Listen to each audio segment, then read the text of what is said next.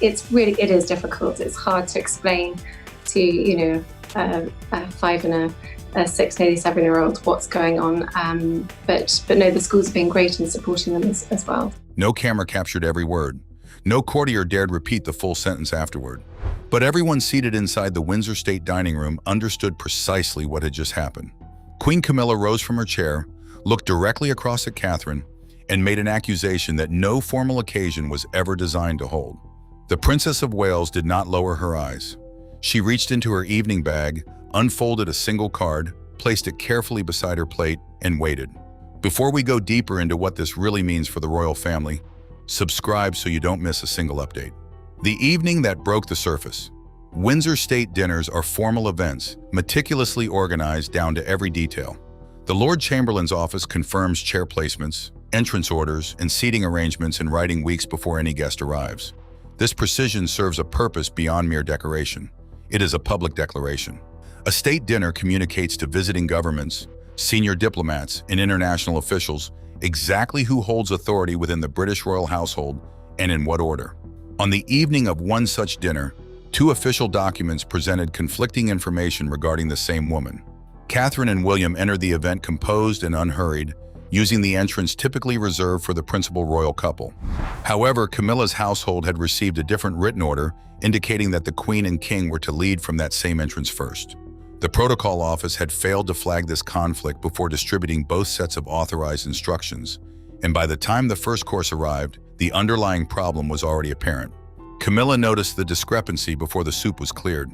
Instead of pulling Catherine aside, sending a quiet word through a nearby courtier, or waiting until after the final course to address the issue privately, Camilla placed her glass down with controlled movement, looked directly across the table at Catherine, and stated that her entrance had been incorrect. It was not a question or a quiet suggestion, but rather an accusation, delivered in a measured voice that was calm enough to maintain composure but clear enough for senior officials seated nearby to hear. Catherine allowed a moment of silence to settle, letting everyone at the table fully absorb what had just been said before she responded. An apology was not forthcoming. Instead, she said she had followed the final written instructions delivered to her household that same afternoon, which bore the protocol office's approval mark. She had not chosen her entrance position independently. She had adhered strictly to what had been authorized. To emphasize her point, she reached into her evening bag, unfolded the instruction card, and placed it next to her plate. A senior courtier leaned in to examine the approval stamp, confirming that it bore a later authorization date than the version Camilla's team had received. Consequently, 2 separate documents, each carrying royal authority, had assigned different women to the same ceremonial entrance that evening. For a moment, Camilla's confidence visibly faltered. Charles looked down at the table, remaining silent. The king faced an untenable situation before diplomatic guests. Supporting his wife risked seeming partisan, while backing Catherine could undermine the current queen. His silence did nothing to resolve the tension or protect anyone involved. Catherine expressed regret that the dispute had reached the dinner table at all, but she did not apologize for following an authorized order. This distinction was crucial. An apology would have implied fault. Instead, she took a firm, polite position and maintained it throughout the interaction. Foreign guests would take those impressions back to their home countries, and courtiers would document their internal accounts. The image of the Princess of Wales presenting a folded card to defend her integrity before diplomatic witnesses would resonate far beyond what any palace statement could contain. As candles burned down and plates were cleared, the dinner eventually came to a close. However, the confrontation had already exceeded the confines of the room, with roots extending 6 weeks deeper than any guest at that table realized. The 6-week fuse.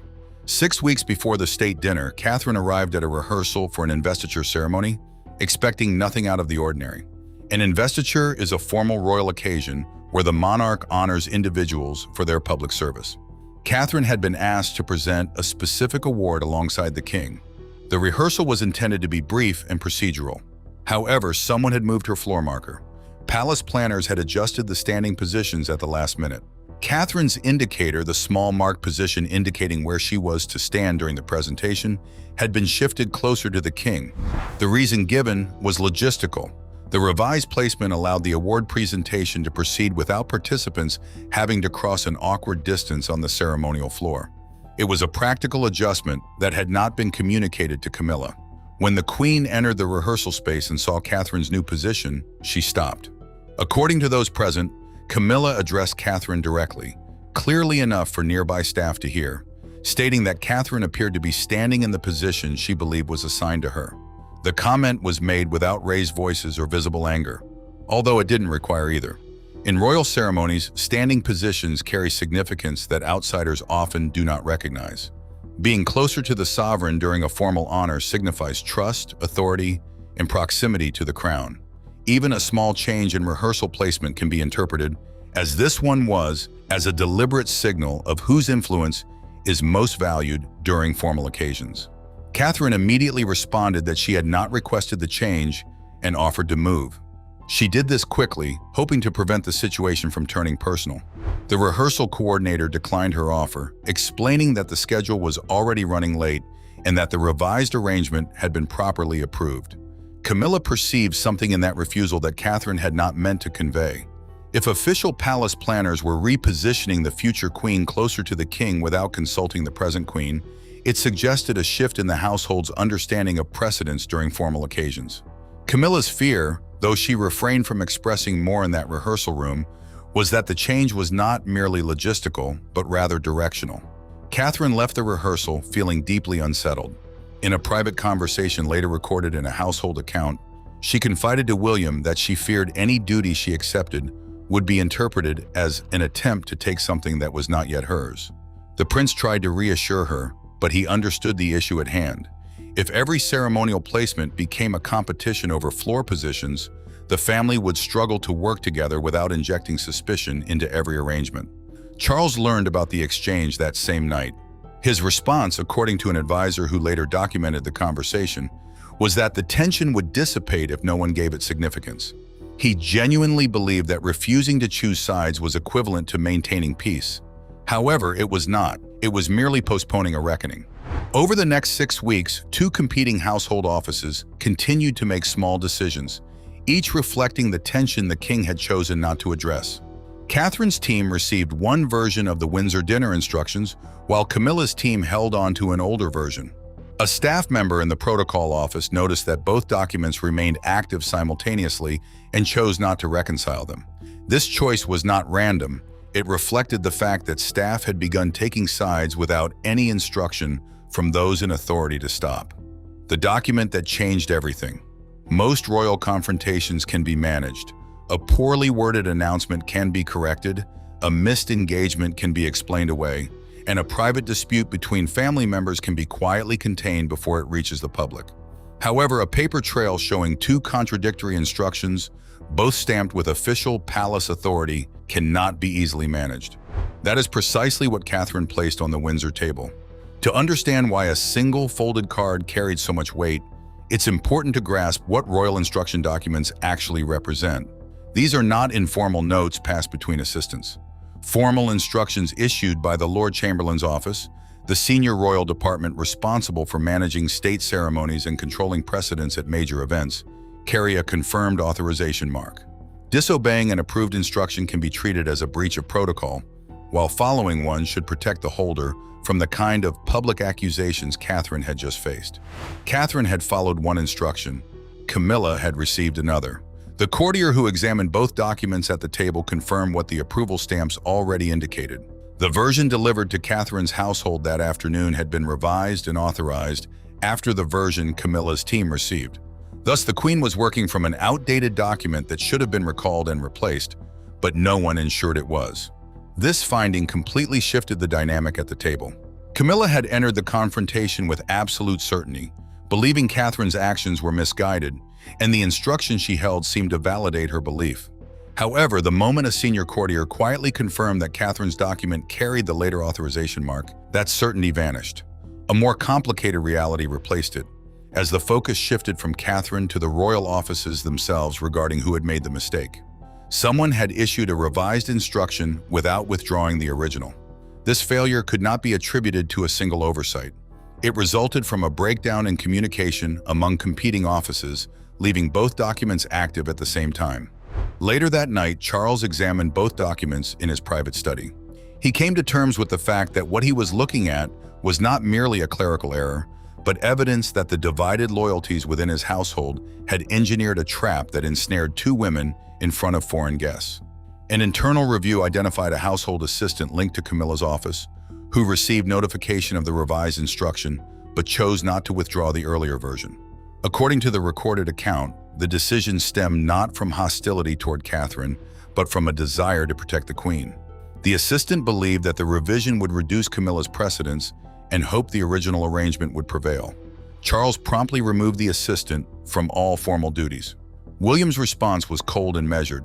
He told his father that punishing one employee would not address the fundamental issue. Staff had felt licensed to make such decisions because top officials in the household had failed to establish a clear line between where Camilla's authority ended and where Catherine's future role began. Protectiveness had filled the gap that direction should have occupied. The king who chose silence. Charles was aware of the tension between the two households. This was the part of the story that those closest to the situation found most difficult to reconcile. He had witnessed the investiture incident and had received the advisor's account of what transpired in the rehearsal room. For weeks, he knew that the two offices were operating without unified command. He hoped the situation would resolve itself before he was forced to take a side. However, hope is not a management strategy within a royal household. That night, William entered the private study and presented his case calmly. He did not raise his voice, but delivered each sentence with the thoughtfulness of a man who had carefully considered what needed to be said before stepping through the door. He informed his father that Catherine had been compelled to defend her honesty in front of foreign guests because the palace had failed to manage its own instructions, and this failure did not arise out of nowhere. It grew because no one with the authority to stop it had chosen to do so. Charles responded by showing his son the internal briefing prepared by the protocol secretary, which complicated matters further. The revised instruction that Catherine had received, a later version with an updated authorization mark, existed because Charles himself had requested the adjustment. He had wanted Catherine positioned closer to the younger visiting dignitaries to signal continuity and convey to the foreign delegation that the monarchy had a confident next generation ready to step forward. Instead, his own adjustment led to his wife's public embarrassment. Though the king had not created the conflicting document, the chain of events that produced it traced directly back to a decision he made and a correction he had never communicated to Camilla. William allowed that information to sink in. He did not absolve his father. While he recognized that the procedural failure was accidentally technical in origin, he was clear about where the real problem began. A staff member in Camilla's office felt justified in leaving the old document active because the royal household had never established a clear understanding of authority. Camilla's team operated defensively because no one in a position of authority had clearly defined what the Queen's role would look like once Catherine's responsibilities were more formally established. Protectiveness filled the space direction should have occupied, and it had been growing for months. Before morning, Charles ordered 3 things. 1. A formal investigation into the conflicting instructions. 2. The reassignment of the assistant involved away from ceremonial work. 3. Any major revision to formal instructions in the future would require written confirmation from both his household and William's team before being distributed.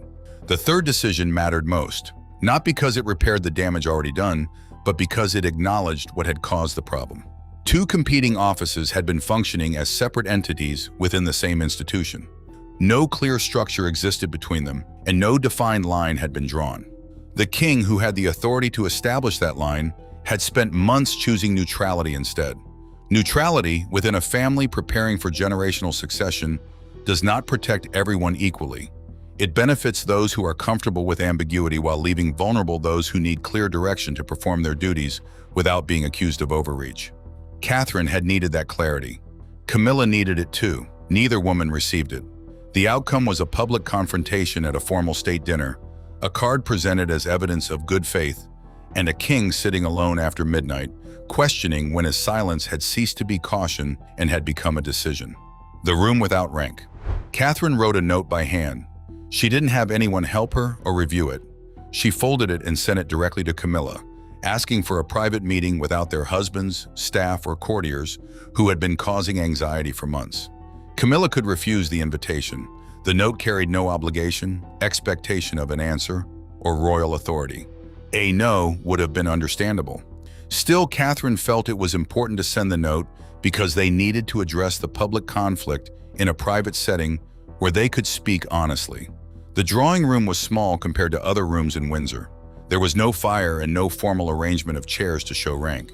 Catherine arrived first and stood by the unlit fireplace, choosing not to sit in the chair that was associated with higher status. She wanted their first meeting to be free from the reminders of hierarchy that had caused tension in the previous weeks. When Camilla entered, she closed the door. She saw the empty chair, glanced at Catherine, and didn't say anything at first. Without staff, folders, or courtiers around, the usual royal shields were gone. Whatever happened next depended on their willingness to engage with each other. Catherine spoke first. She shared that the recent confrontation made her feel publicly accused of disloyalty in front of people whose respect she needed to keep as a future queen. Being challenged in front of important guests and officials not only embarrassed her personally, but also raised doubts about her readiness for her role. The real hurt came from the public nature of the accusation, which felt deliberate. Camilla replied honestly, surprising herself. She confessed that fear influenced her actions. Despite working hard for acceptance, she worried it could be taken away at any moment. Changes in the household made her feel less important before Charles became king. Instead of responding to what Catherine was trying to do, she reacted to her fears about Catherine's future. Catherine assured Camilla that she didn't want her marriage, position, or authority.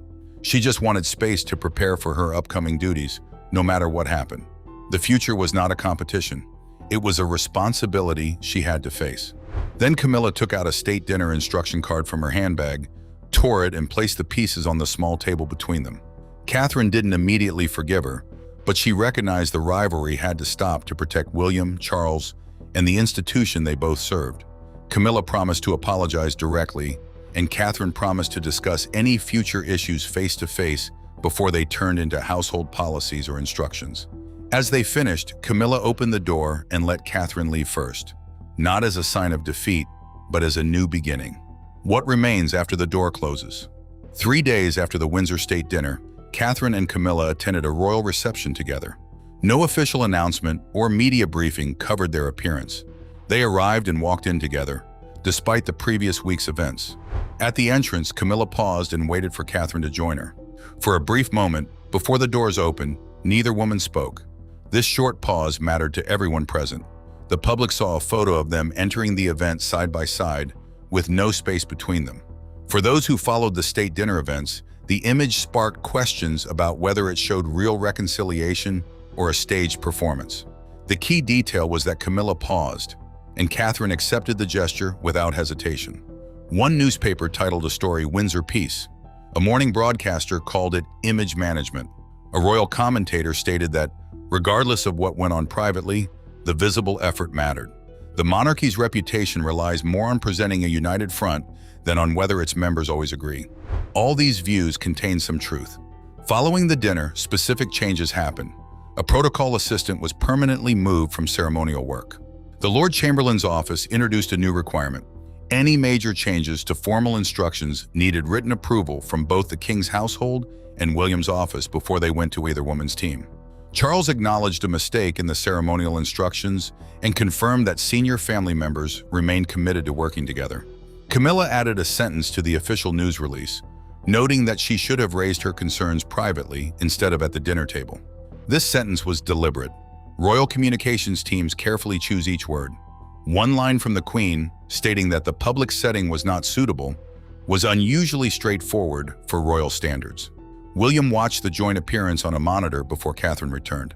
Throughout the week, he felt angry and protective, even as his wife asked him twice not to confront his father about the disagreement. She was right both times, and he recognized it, even when holding back was challenging. Charles felt differently as he watched the two women enter together. A senior aide noted that he realized the reconciliation he had hesitated to facilitate had happened because the two women acted despite his inaction. In the weeks leading up to the dinner, his cautious avoidance had pushed them into a difficult conflict. Their choice to sit together in a small room without their husbands or advisors and discuss things that were not covered by protocol accomplished what he had failed to do. The main lesson from the Windsor State dinner is not just that royal families argue, that hierarchies create competition, or that women preparing to succeed one another face unique pressures the system often overlooks. While those statements are true, they are not the key takeaway. The key lesson is simple. Avoiding necessary conversations does not stop conflict. It only delays it. This allows it to build up privately and come out in a very public way later. 2 women, 2 instruction cards, 1 state dinner, and the quiet understanding that followed all came from this principle. Rank does not lessen personal fears. Status does not remove insecurities. Power does not replace honesty. Catherine and Camilla stood together briefly at the reception entrance before the doors opened. Between them were months of unspoken tension, a very public dinner, a torn instruction card on a table, and a private agreement that neither had to make. Yet they walked in together. If this story raises questions about the future for both women within the monarchy, subscribe now. We cover everything the official statements leave out.